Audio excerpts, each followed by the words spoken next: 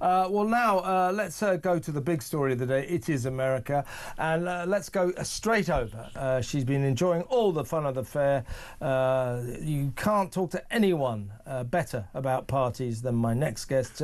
She is, of course, the great Alex Phillips, my fellow talk presenter, my former co-host, Alex Phillips, over there in Washington. How you doing, Alex? Oh my God, I am broken. I'm so tired, Kev. It's insane. I've never been in America during inauguration before. It's unbelievable. It's an absolute spectacle. The whole of DC is shut down. You can't get anywhere. All the roads are sort of jammed up or closed, military everywhere. You hear YMCA being like blasted out of everywhere. It's -5 degrees out there. It is absolutely perishing, but people are so happy. And there's just parties, endless parties from 9 in the morning till 4 in the morning. You know, you could just go to one after the other, big flamboyant affairs, champagne, lobster everywhere. It's amazing. Yeah. And what's the, I mean, I hate these kind of questions, but this is what you're here for, Alex. What is the atmosphere like there? Because I'm discerning. It's not just the normal change of a president. This is the changing of the guard. America is changing here. And maybe, just maybe, fingers crossed, Donald Trump is going to take the whole world with him. We are sick of wokery. We are sick of being lectured to about net zero. We are sick about the decline of law and order, of apologism to those who would do us harm. Something has changed in America, and I think it might change the entire world. Did you get that feeling? I really, really do. I couldn't have put it better myself. It feels like the beginning of a new era, the dawn of a new day, not just in America, but probably the whole of the West, because a new political precedent has been set. He said in that amazing speech, didn't he? It's a riveting speech, and he delivered it so well. Drill, baby, drill. He said there's no more all of these genders. From now on, there's just 2 genders. He's talking about getting rid of the big state. He's talking about no more endless foreign wars and actually forging big peace deals. And it's so positive. It is, it's electric. You know, obviously I've been going to all the events where people are celebrating him, so I haven't really come across any sort of, never Trumpists or mad Democrats particularly.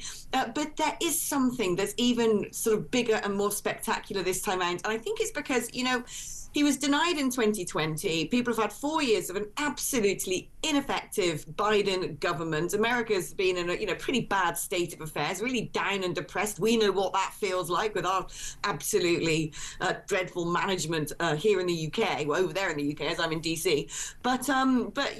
They also are saying a lot at every single event I go to. This time around, he knows what he's doing. When he was president for the first time, he was brand new to politics, really, brand new to the job. Took him a while to understand who he could trust. This time, they've spent a long time with the transition, building up that team, making sure they know exactly what policies they're going to deliver. And you know what? 1 minute after he was sworn in as president, the migration app that people use down on the border, deleted, gone offline. TikTok, gone. He shut that down, although I think there's some negotiations to be had there. There's already border forces on the Mexico-American border right now, beginning to pick people up and deport people. He's just getting on with it. It's incredible. And do you feel, I mean, the way I'm seeing this over in America, and I wish we could have it here, it's this. You watch Trump, right, and you think, do you know what he is delivering America from? He is delivering America from 4 years of these sanctimonious Democrats saying it's important, never mind what you think, it's trans rights, it's net zero. They're imposing their sort of affluent liberalism on people who can't afford it and who don't want to know about it. Unfortunately, it looks like we are still going to suffer from the same syndrome, but Trump just talks the language of the people, and you sort of think, well, why have we put up with this so long? Why have we put up with people like Biden and Harris and Starmer lecturing us about what is good for us as opposed to what we want as people? That's what's going on over there. Enough of all that, right? Yeah, exactly. And you know what? We are going to have to follow suit because basically, America, one of the things he said in the speech, other than drill, baby, drill, he's not going to do the net zero thing. So if he's not doing it, if China's not doing it, what is the point in us self-flagellating? We're just going to slip back woefully economically, as if things couldn't be worse than they already are. But they can be. I'm pretty sure we're going to actually have to go to the IMF for a bailout. I genuinely believe that's on the cards. But he's talking about, petrol cars are going to stay in America. He wants to help the automotive industry. Well, there's going to be so much pressure now on Britain to do the same. If we're going to follow in lockstep, if we're not going to go into disastrous economic decline, and a lot of the mad woke stuff, which we're still infected with in the UK, and did you know we actually have more DEI officers, more diversity hires in the UK per capita than America? So we really adopted. Doesn't surprise me somehow, but that stuff kind of came from America in the first place, didn't it? And yes. They've got rid of it now. So I think we're going to follow suit. I hope we are. And what are you picking up in terms of Trump's people and their attitude towards Starmer, Mandelson and the gang? I mean, you cannot, Starmer's trying to play it down, but you cannot avoid the significance of the fact that you were invited, of course, Alex, but also Nigel Farage, Boris Johnson, Liz Truss, Suella Braverman, all on the guest list. Who's not on the guest list? Keir Starmer, his entire socialist cabinet, and Britain's new ambassador to Washington, Labour's old dinosaur, Lord Mandelson. You can't avoid the significance of that. He's sending some kind of message, isn't he? Right. I mean, there have been rumours over here that Trump might actually block the appointment of Mandelson. So let's see, watch this space. I don't think he will, but there has been rumours. But what's shocking, I mean, look, it's not actually protocol that heads of state are invited to inauguration necessarily.